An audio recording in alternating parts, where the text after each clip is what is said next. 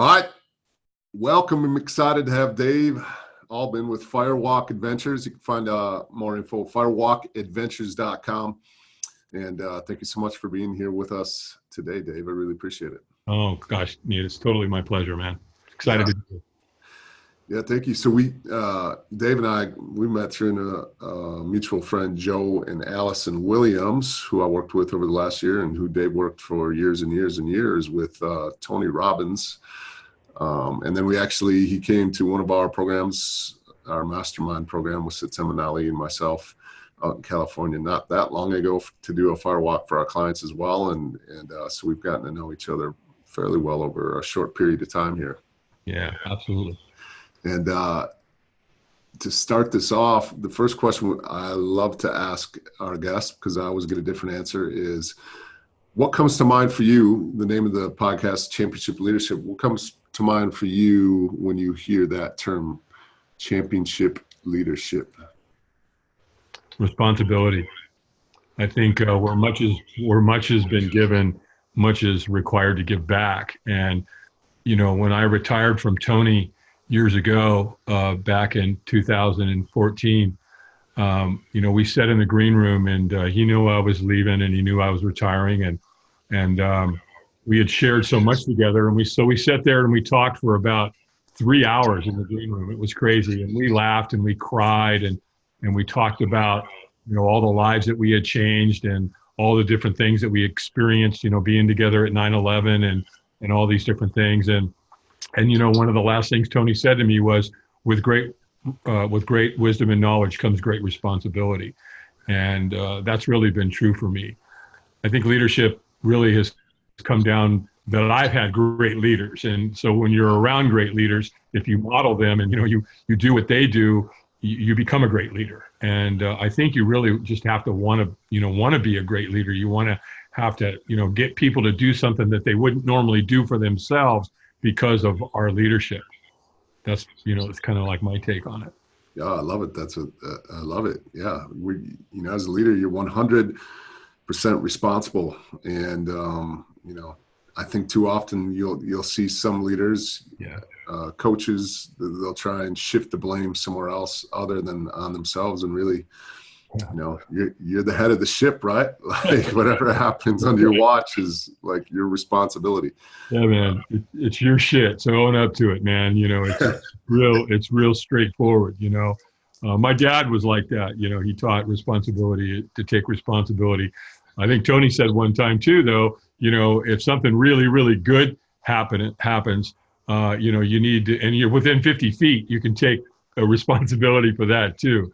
I think it's on both ends. Sometimes we have a tendency not to take responsibility for the really great stuff that we do and what we encounter, and to be present with that. We're always, sometimes, us as leaders, we criticize ourselves, and I think that, it's really, really important to give ourselves credit when we do, really great stuff. And because that helps, as far as where I come from, Nate, and that is, that helps me get to the next level of helping the next person too. Like, okay, I did that really worked. And now, we can do it again. So yeah, absolutely. Take responsibility. It's a great flip side to that, right? Because I think some of the championship level leaders, they'll be really slow to take responsibility for the wins and for everything that's going right. And then probably quicker to take responsibility for the things, that don't go right. And but yeah, that's interesting. It's important. It works both ways, right? Yeah, absolutely. Yeah, it does. I learned that lesson too many years ago when I got to AA. And AA was all about, cleaning up the wreckage of the past, going back and saying you were sorry, reconciling, getting your side of the street clean, keeping both sides clean, and really just taking responsibility for all the crap that you caused in your past. And I also learned too, there is when you go back and make those amends and correct all those wrongs, that you're doing that for you. Yeah. And if they benefit, that's great. But at the end of the day, you go back and you say you're sorry, and you were a flaming alcoholic and you made some stupid mistakes and did some crazy dumb things, but you're sorry, and hopefully these people can forgive you and you can move on with your life. and you let it go, right? Once you've said you're sorry, you let it go, and man, you move on. Yeah, And you have to. yeah, Yeah, you really do. yeah. Well, let's talk. I know we mentioned Tony here. You know, I've never been to a Tony event, and all I know of Tony is, I guess, well, now, through stories from you, through stories from Joe and Allison, and some others that I know. But talk to me maybe a little bit about what are some of the great characteristics that you saw in him that many probably never did see when it does come to leadership, because you see him on stage, but that's a whole different thing to how is he? I only have, and you tell me, right? But I'm guessing, and from what I've heard, that he's definitely this championship level leader, and what are some of the characteristics or traits that you saw from him that many probably don't get to see? I think like a lot of incredible leaders, he came from a very diverse and somewhat tragic past. His mother, she was married several times. They were very poor, and they didn't have a lot. And as a result, I know a lot of what molded Tony was early on when he was young. During Thanksgiving, they had no money, so they didn't have any Thanksgiving dinner, and I think he was probably 9 or 10 years old, and there was a knock at the door, and he went to the door, and his mom and stepdad were in the kitchen screaming and yelling, and it was poverty, and right, so there was a lot of disruption and discord, and so when he opens the door, there's this huge guy standing there, and he's got a basket, and it's got a turkey, and it's got the dressing, and it's got all the stuff, and so they could have a nice Thanksgiving dinner. And so Tony thinks, oh my gosh, this is it. Mom and dad are going to see this, are going to have this, everything's going to get turned around. And he runs and he goes and gets his stepdad, and he brings him back, and his stepdad didn't share in his enthusiasm, and he saw it as charity, and he basically said, get out. Yeah. And so this guy was pretty cool, because he put his foot in the door and blocked the door as his dad was trying to slam it shut. And he said, hey, this is not charity. This is with some friends who know you're going through a rough time right now, and you guys will get through this. And they just wanted to make sure you have a nice Thanksgiving dinner. Well, he reluctantly took the basket, went in, threw it on the kitchen table, and basically left about an hour later and never to be seen again, if you will. And so the takeaway Tony had with that was strangers care. And so that drove him to start reading books on human behavior and why do people do what they do. And the next thing you know, he read 1,000 books, and then you have this young, teenage, very enthusiastic young man that goes to a Jim Rohn seminar, and that, in a combination of that's Jim really got him started. And there was another woman, a banker. Tony went in to go get a loan, and he put down an address of where he was living, and she looks at it. She goes, this is a fast food restaurant down the street, right? And he's like, yeah, it is. And she goes, Tony, they won't let you do that. I mean, he's living in his car is what's going on. And she actually took out, I think it was $400 cash from her own bank account and loaned it to him because she believed in him. And so it was things like that happened to, that kind of got him to where he is today. So he's very thankful, and he's very grateful, and very gracious. He was amazing to me. I was there for almost 20 years, Nate. So he loved my family. He loved my kids. My daughter was 6 years old the first time she did her first spiral walk. My son was 9, right? So, they had a really inside. He used to spend time with them. I mean, he literally came off stage one time. I know he was tired. He was sore. His back was hurting. And he went over and he sat down and talked to my kids for a half an hour, even with all that going on. And he was telling them how, what a great dad I am and to be grateful. I mean, it was just wonderful. So he was really, really, really good to me and my family. And for that, I'll always be grateful to him and thankful. Yeah, absolutely. Yeah, it's incredible. Thank you for sharing that. And well, let's talk. So you were with Tony for almost 20 years, like you said, and ran, you were in charge of the firewalks for many, many of those years. And now you're off, and Firewalk Adventures has started and blossomed, if you will, and come out of that. And you are now carrying that on your own, inside of your own company, inside of your own business. Yeah. Like what or who what are some of the things that have really impacted you to carry, and like we said before we started this show and we were talking, you were just talking about how it's really, really taking off and how you're busy as ever and impacting lives and continuing this on. Who are some of the main people outside of Tony, or maybe some of the experiences that have prepared you for this, right? Because I think championship level leaders, they don't always, they don't win their whole life, right? There's a journey and a path that we all take. Yeah. There's a lot of bumps in the road, and there's a lot of failures to get us to this level of success that we might be at today. So for you, share with us maybe what it was that shaped and molded you to be able to have the success that you're having today inside of Firewalk Adventures. Yeah, happy to share that. Well, it started from a very painful path, right? On June 8th of 1988, I woke up grossly addicted to heroin, cocaine, alcohol, cigarettes, and all that. And that morning was different because I woke up. Next thing I know, I had a pistol in one hand and I had a phone in the other. I made a phone call, and after putting the pistol in my mouth a couple of times, and I called AA, and I've been there ever since. So I had insomnia, and insomnia had me up late at night, and I watched an infomercial one night, and there was Tony, and he was selling his program, and I bought it. I went through it. I did what the man taught me to do, and it worked. And so I loaned that to a friend, and 7 years later, he called me on the phone and said, "Hey, Tony's coming to town. You got me into this, man. Let's go see this guy." And so I said, "Yeah, let's go do that." And I went to my first Firewalk. And even though I resisted it, I was like, "Oh, hell no, I'm not doing that." In fact, we bought the tickets before I even realized there was a Firewalk. Yeah. And I found that out. I'm like, "Oh, hell no, nah, we're not doing that." I know that's for the crazies. There's no way I'm going to be doing it. And that was my own pattern in my own life. I would, really just reject ideas and things that I had no idea what they were about, and I was fear-based. So the Firewalk literally rocked my world, and I saw how it rocked 3,000 other people as well, and then that drove me. And because after the Firewalk, the next day I saw, there's this camaraderie between all of us. I mean, I felt like I'd known these 3,000 people my entire life. Yeah. It really resonated with me, and it clicked. And then the rest was history. I got involved with Tony's companies.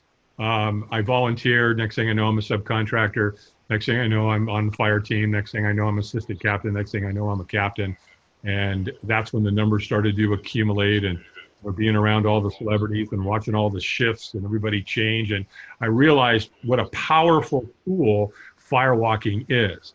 I didn't realize it had been around for thousands of years, and it had been used culturally with the Native American Indians and the Tahitians and the Europeans and the Hawaiians and the Polynesians. I mean, it just goes on and on and on. And those guys used it for a rite of passage, right? They didn't use it for a motivational kind of thing like Tony did. But needless to say, it still worked. Well, in 2014, after taking over Tony's Firewalks in 2003 and 2005, we did the largest Firewalk that's ever been done in London. We did 12,300 people, and again, all the celebrities and all the people and all that, which was really fun because we were all over the world. We were in Singapore, Kuala Lumpur, we were in Australia, Fiji, Europe, the Orient, Canada, US. I mean, we were all over the place. Well, in 2005, my life changed again, and we got a call from Google, and I'm like, wow, hey, okay, yeah, I know who you guys are. They're like, well, are you the Dave Albin that does the Firewalks for Tony Robbins? And I'm like, yeah, I am. Why? What's up? And they said, well, we want to do a Firewalk here in Mountain View at corporate headquarters for 148 executives. And I'm like, okay. And so they were calling me to see, number one, was I under a non-compete? What my status was. Could I do this for them? And I'm like, yeah, I'm an independent contractor, so I can do what I want. And so I'm like, so tell me the details. And they did. There was a graduation. It was 148 executives. And I said, well, what's your budget for this? And, they said this, right? Yeah. And I went, okay, I can work with you guys. Yeah, all right. I think I can find some room in my calendar. Yeah, let me check my calendar, right? I'll have my peeps call your peeps. Right? Yeah. So I'm sitting there with one of the largest corporations in the world, and it didn't take, it didn't take a brick house to fall on me to go, wait a minute. If this is Google wanting to do a Firewalk, then that means that we can do this on a grand scale, across America or across the world. And so we went to Google. We did a gig with them twice. It was phenomenal. Next thing I know, I'm at NASA. Next thing I know, I'm at Notre Dame. Next thing now the light bulb is off. I get it. And now I'm literally one of the only guys in the world that can take this out to corporate America and with my credentials and say, look, if you've got a meltdown going in your company or you're launching a new product or whatever, as a CEO, their number one challenge is morale. It's culture. And so what do? Richard Branson's going to tell you, forget it, don't worry about your customer. Focus on your people, and your people will take care of your customers. So how do you influence them? How do you take them as a group and lift them and elevate them? Well, Yeah. you got to see it firsthand. Our hashtag between you and I and Satima and your team is, fresh coals, baby. And so, what is it? There's something magical about that fire. I call it an almost near-death experience. And, unless you've experienced something like that, because even if you're working with somebody and you don't like the guy, if you go out and you firewalk with him, you're going to have respect for him. Right. There's this new way of thinking, and you're dealing with your own stuff. And so there's something really magical about that fire. So there's a connection or a bond that's created too, a little bit, right? Yeah. The camaraderie alone, just connects you. And again, that dates back to 1995 when I went to my first firewalk. That next day, I'm like, look at these 3,000 people. They're all getting along like, nothing I'd ever seen. So there's something magical about walking across that fire and creating your own rite of passage, if you will, and your own truth. And because once you do it, you can't undo it. So when you take a group of people like that and, 5 years later, you're creating a generational story for yourself or your company or your business. And it's going to work, period. It's going to work at a very, very high level. So it's a really inexpensive way, if you will, to connect people and really get them to show them how to take their life to the next level. Because the question is, if you can walk on coals that are 1,000 degrees and not burn yourself, what else can you do? Right. Yeah, no kidding. And that's what opens people up. And, again, next thing you know, they're playing at a completely different level. I think people should firewalk once a year, minimum, because, you do it once. And here's what I found. Once you do it a second or a third time, it's different. Because then you get into that, I've already done this syndrome. Right. Hey, yeah. Look at me. I'm a master. I'm that. And guess what? The fire goes, no, you're not. Yeah. And it's interesting. Like, people won't burn themselves the first time, but sometimes the second or the third time, they'll get hot spots because the attitude is, I've already done this, and I can go back out here. Yeah. I learned it.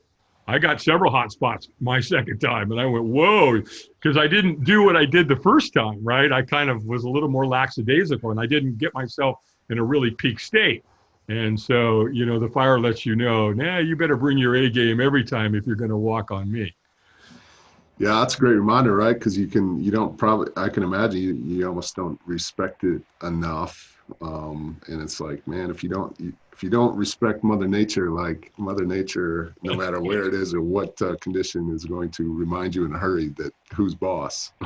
Exactly. It's no different. And that's what's even better. And the more you do it, as you get into, doing it 10 times or 20 or 100 or whatever, then it really takes on a different, and, once you get really connected to the spiritual side of that and to honor that fire and respect that fire and love that fire, when you start to walk on it later on, as you get into the multiple times, man, it really takes on a beautiful dynamic for your life. So it's really, really awesome.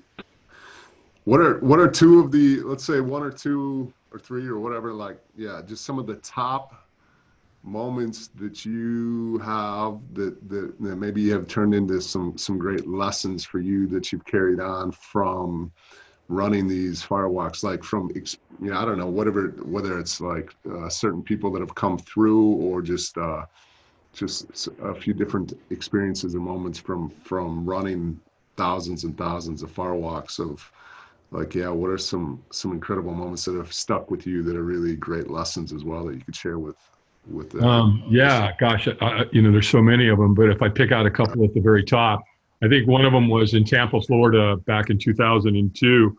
There was a young man who was a collegiate athlete down in the Tampa area, and he was hit by a drunk driver, and he lost both legs in the accident. And so, how quickly did his life change? Yeah, wow. That quick, boom. Collegiate athlete, probably going to go pro baseball or football, and now he can't even walk. And so he was contemplating suicide, and one of his buddies said, "Hey, I have no clue where you are. I can't even begin to try to understand it. But Tony Robbins is coming to town. I know you like him. You read his book, so why don't you go see him at his live event before you take your life?" And he did. Well, the next thing I know, I'm out there at the firewalk. I'm standing with my wheelbarrow full of coals and my shovel, and I shovel Tony's lane, and I shovel Joseph McClendon's lane. And the next thing I know, Tone kind of looks at me with this like, I think we're going to see some really cool shit here in a minute. And, dark out there, right? You can't see too much. And the next thing you know, here comes this kid in this wheelchair, and it's one of those turbo wheelchairs, if you will, right? Where it's like for an athlete, and he's got a lot of upper body strength, and he's moving that thing, and so he moves it right to the front of the lane, and Tony kind of bends down to talk to him, and this kid like pushes him off, and he's like, no, I got this. And the next thing I know, man, he positioned himself, and he flung himself forward. He went in, and he started walking across the fire on his hands. Oh, wow. And Tony and I looked at each other with like, "You've got to be shitting me."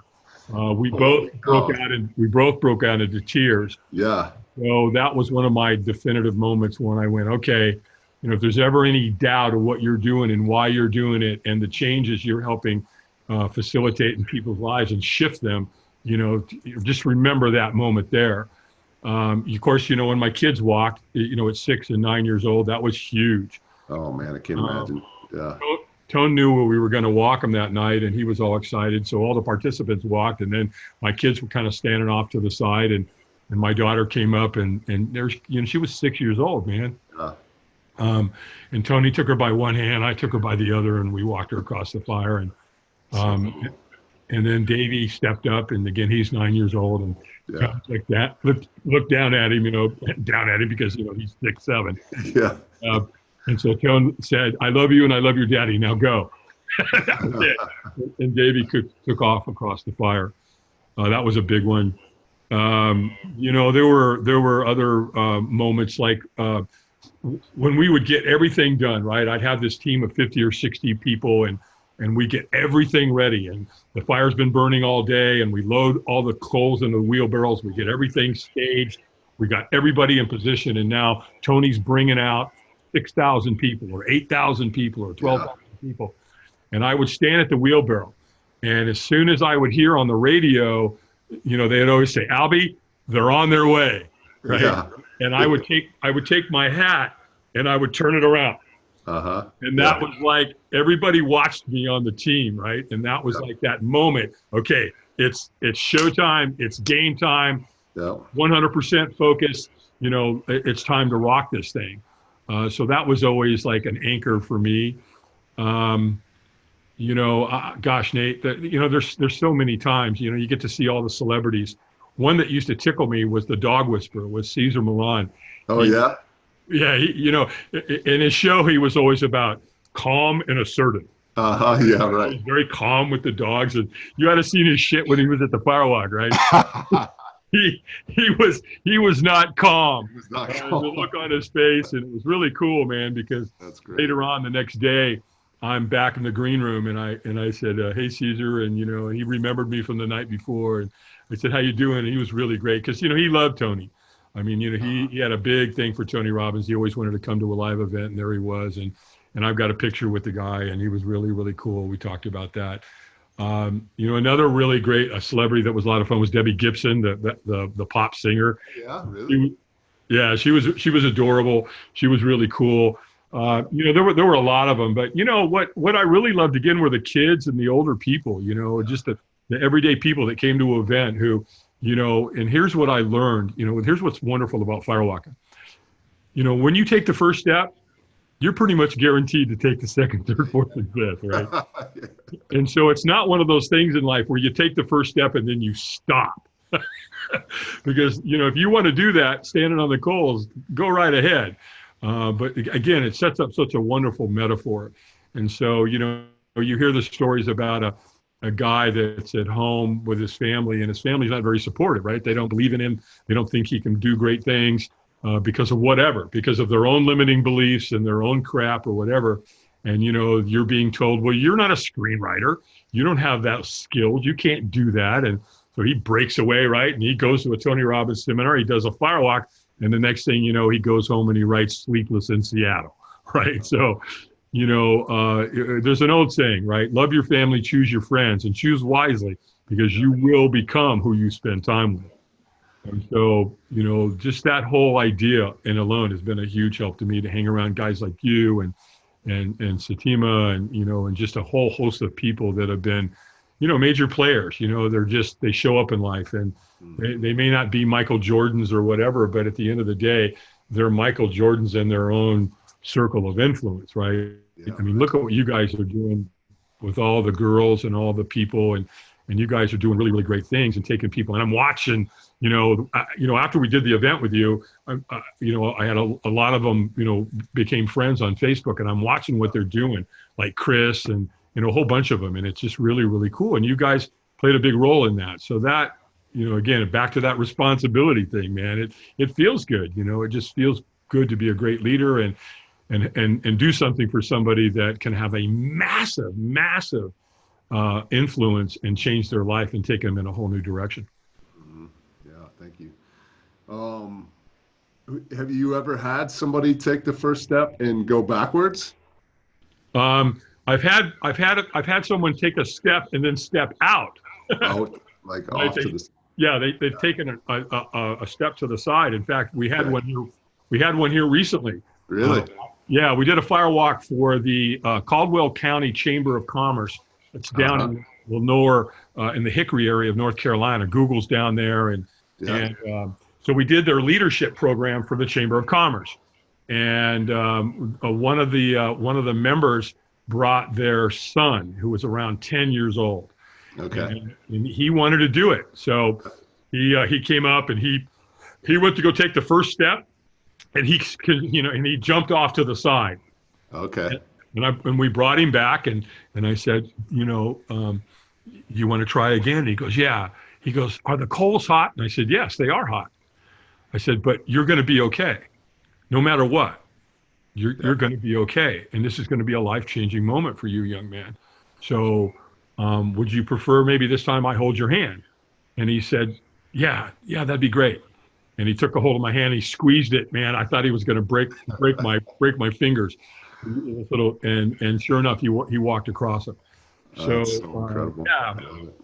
Yeah. Again, it's a moment like that. I love watching and taking care of the kids.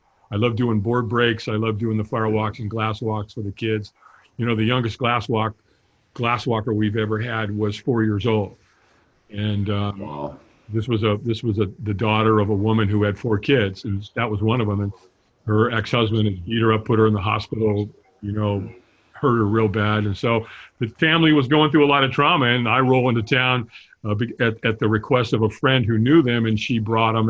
And so, to see that family now, in fact, her little boy, when he went to go ride a bicycle, he was struggling, and his mom kind of set him down and goes, you walked on glass, do this, and he came to life. He's like, I did that, right? Next thing you know, riding his bike around the pool, and she's telling me this story at another event, and we're both boo-hooing in the middle of like 300 people around us, and we're crying, and people are like, what's wrong with them? What are they?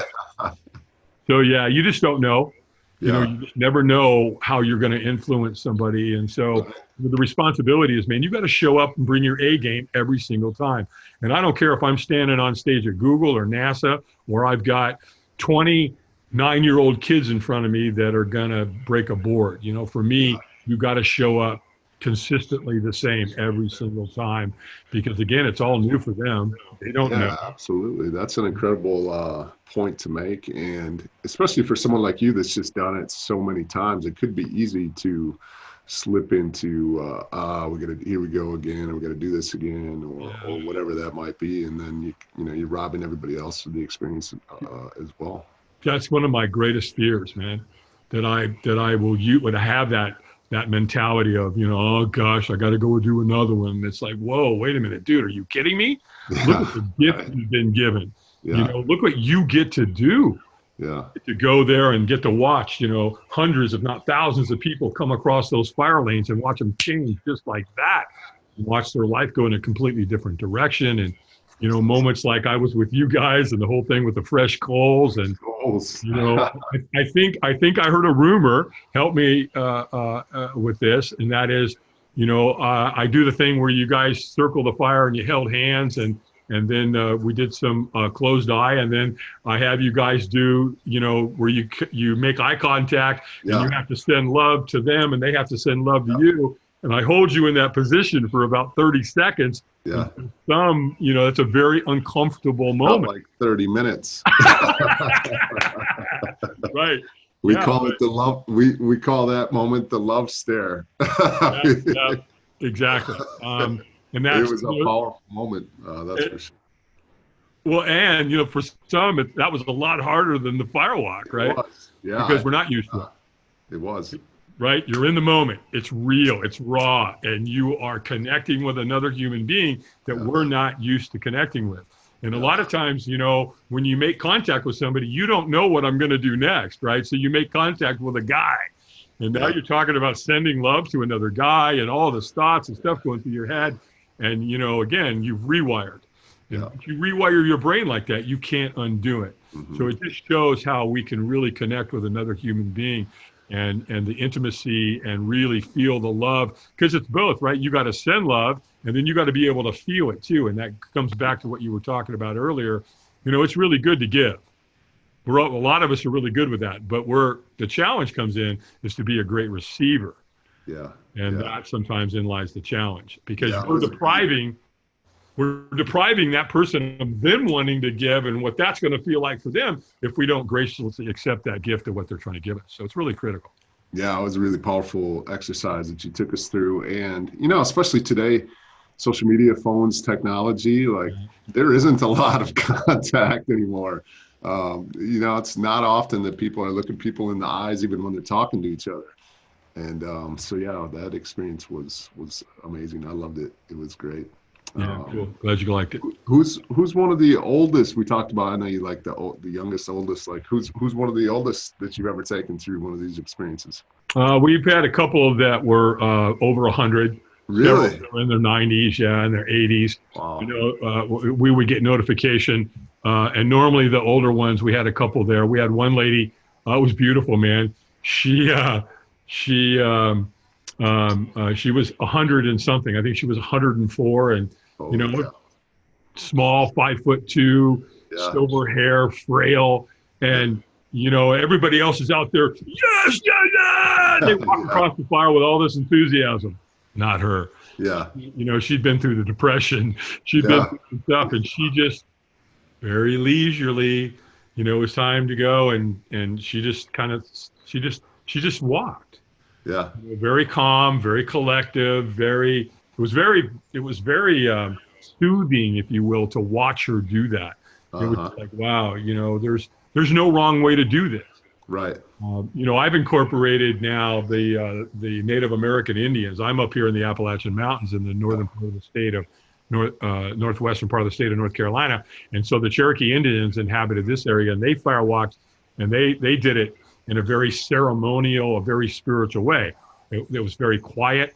They just simply put their hands up and offer it up, and they walk across very, very slowly. So it was, watching her do that was really, really awesome. It gave me a whole new perspective of, wow, because I'm the real intense, right? Okay. It's like, whoa, guess what? You don't have to do it that way. There's other ways of doing it. In fact, I'll tell you, I tried it. The next time I firewalked, I tried it her way. It didn't work very well for me. Yeah. No, because I wasn't really where she was. Yeah, right. I tended to be in a really special, calm state, and I really wasn't. So I learned, wow, okay, there's a wake-up call, because again, you're not going to trick the fire. It's not going to happen.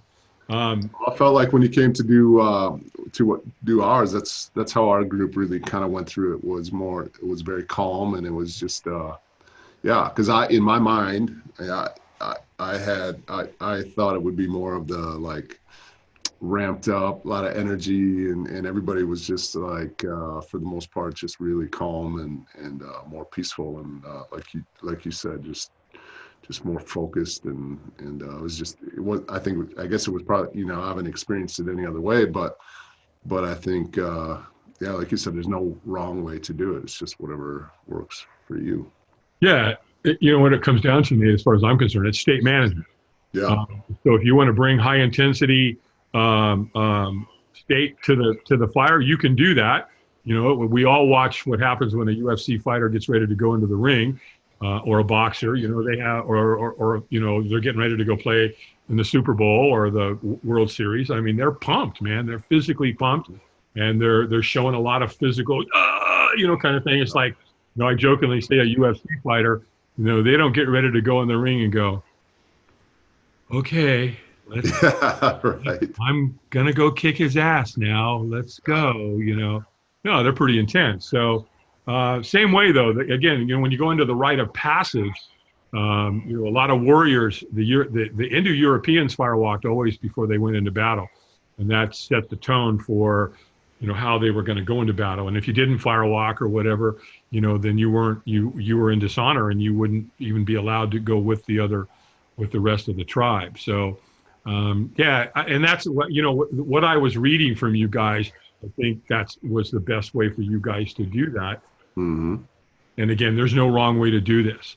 You know, you Right. can do it Cherokee Indian way, or the Tahitian way, or the European way, or the Tony Robbins way, or Yeah. the Dave Daly or the Dave Albin way, whatever. You know, we can really kind of find our own place inside when we do this. I sometimes I fool people. I like to go really peaceful now and very quiet, but every once in a while I'll go crazy, you know, and I go right. And Yeah. so just to have fun with it and mix it up. But it really comes down to that magical moment of taking the first step and recognizing that you can do something that's way beyond what you maybe thought or physically believed about what you were capable of doing.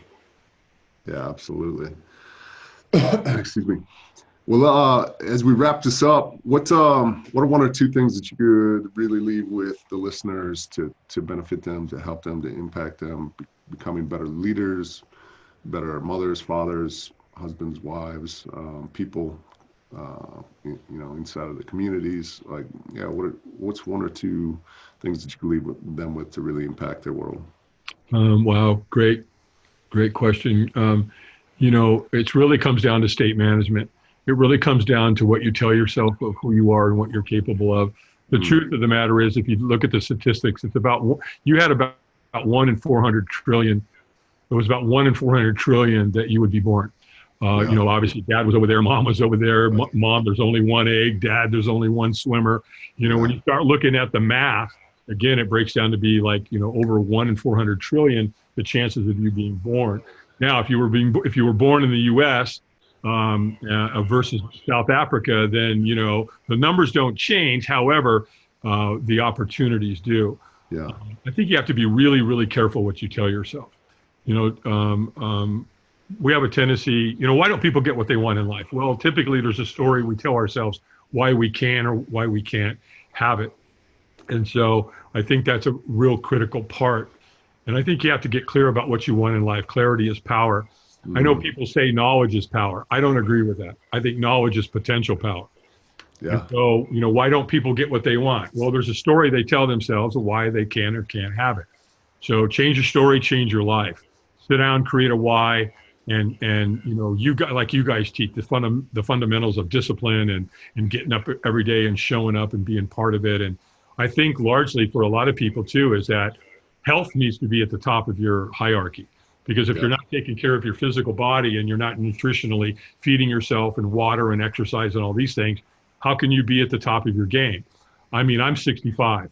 Guess how many medications I take at 65 years old? Zero. yeah, You know, what can I not do physically? Nothing. If I want to go get on an airplane tomorrow and fly to Maui and go surfing, I can do that at 65 years old. And that wouldn't have been possible without, you know, focusing on nutrition and taking care of myself. So I think that's a really important part. Um, Staying in the moment, staying out of the past and staying out of the future. They Yeah. told me in AA one time, I love this. They said, if you got 1 foot in tomorrow and 1 foot in yesterday, you're shitting all over today. That's I think there's a lot of truth to that. AA can be a little crude, right? AA can be a little crude sometimes, but it really comes down to that. Just really enjoying the moment and no matter and love whatever comes up, even the Mhm. bad stuff. Okay, if this happens or that happens, you got to love it because it's part of life. It's just that circle. I think we all understand that everything's going to change. I don't care how good it is. I don't care how bad it is. It's going to change, and to be prepared for that and to welcome it.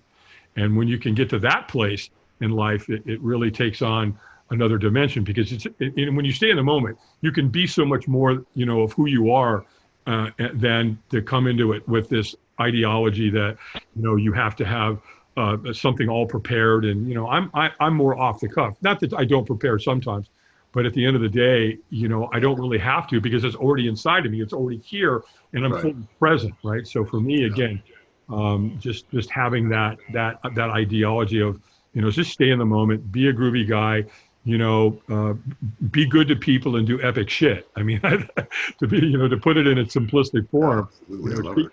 yeah, man, treat people well, be nice to them. When you go to Walmart, really connect with the people. And, when you're at the counter and you're finishing out, stop and make eye contact and say thank you, Yeah. and mean it. Right. If you're buying Girl Scout cookies because they're out there, go change their life. Go say, look, I'll buy $100 worth of cookies right now. Go to the den mother and say, hey, what if we did this? What if we took the cookies and you take the girls and take them to an old folks home and go visit some people that don't get visited with the cookies? I mean, Yeah. so it really comes down to those things, and again, when you're in the moment, you can come up with ideas like that Yeah. and really just create magical moments. Oh, that's incredible. Thank you. Yeah. What are a few ways that if there's some companies out there, just like we did, we had you come in and come to California, which is actually a familiar place for you, but and did one of your presentations and put on an incredible experience for our people. What are some ways that anyone out there that's thinking about doing the same for their team or for their community or organization or whatever it might be, how can they follow you? How can they find out more about you?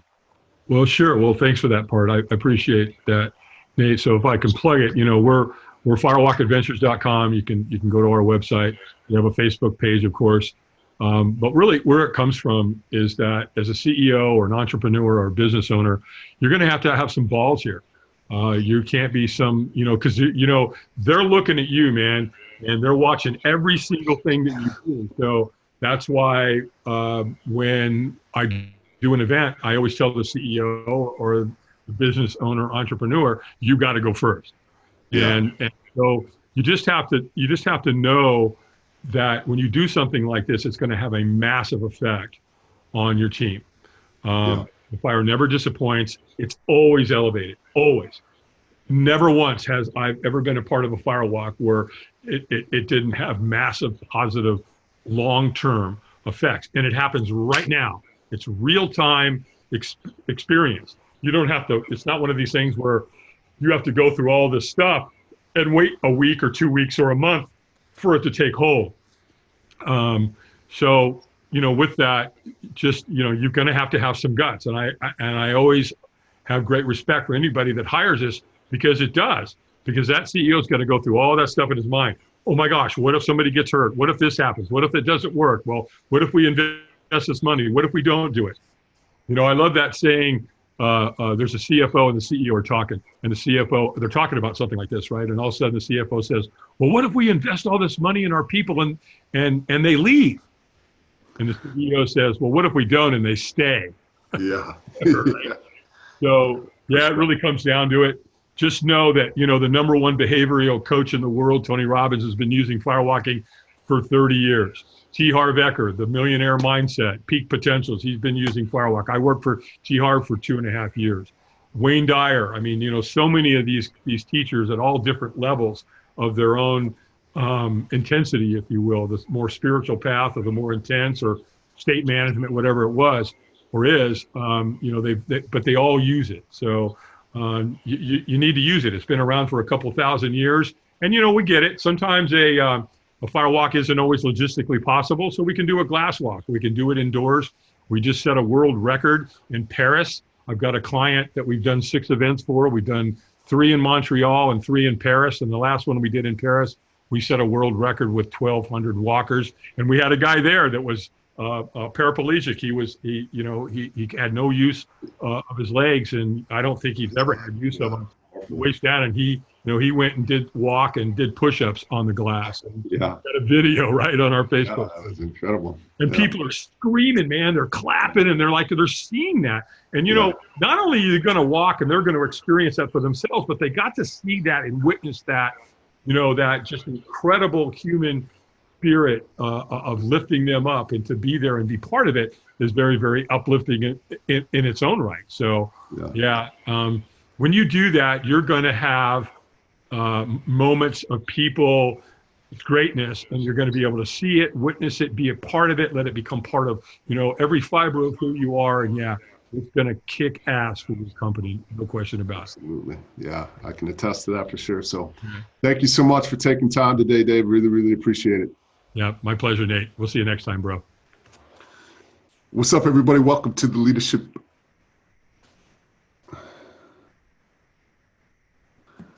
What's up, everybody? Welcome to the Championship Leadership Podcast. Nate Bailey here, and I'm excited. Today we have Dave Albin, Fire Adventure. What's up, everybody? Welcome to the Championship Leadership Podcast. I'm so excited for today's episode. We have Dave Albin with Firewalkers Adventures. What's up, everybody? Welcome to the Championship Leadership Podcast. I'm so excited for today's episode with Dave Albin, Firewalk Adventures. Go check him out at firewalkadventures.com. He worked with Tony Robbins and ran their firewalks for years and years. He worked with Tony for over 20 plus years, or close to 20 years, and now has since stopped working for Tony and has his own thing going. He's worked for some big time companies and people and celebrities over the years. He just personally did a firewalk for one of our mastermind events, our Circle of Champions mastermind here back in May 2019. Had an incredible experience with him. He's just got a ton of knowledge, a ton of experiences, and it was just a great time to catch up with him and share some of the experiences, the lessons that he's learned to help him become a championship level leader himself. So with that, I'd love to introduce Dave Albin.